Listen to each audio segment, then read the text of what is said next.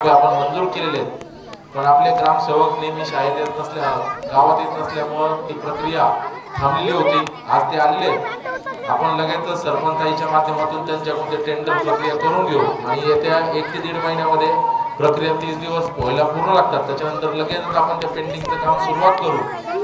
या शाळेमध्ये व्यवस्थापन समितीचे अध्यक्ष बंडू शेळके असतील, जगदीश काका असतील, बाकीचे सर्व समिती सदस्य असतील, खूप चांगलं काम करतायत. कालच अतुल आपल्या इथं आहे, अतुलच्या माध्यमातून या शाळेमध्ये फिल्टर प्लांट आपला 300 लिटरचा आलेला आहे, एक डिजिटल बोर्ड आलेला आहे.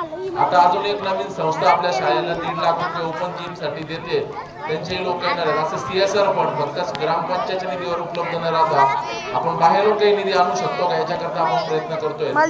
गाव हायटेक धामुरी आपण म्हणतो, आपला हायटेकच्या पद्धतीने एक पाऊल पुढे आपल्याला करायचंय. त्याच्या पद्धतीने सगळेच जण गावकरी जर का प्रयत्नशील राहिले तर नक्कीच येणाऱ्या काळामध्ये ही शाळा सुद्धा हायटेक होईल आणि इतरचे विद्यार्थी शासकीय खासगी नोकरीमध्ये चांगल्या पद्धतीने कामाला जातील अशी अपेक्षा व्यक्त करतो.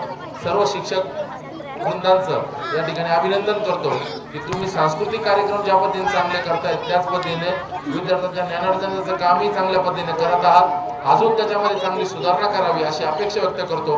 पुन्हा एकदा सगळ्यांना शुभेच्छा देतो आणि शाळेच्या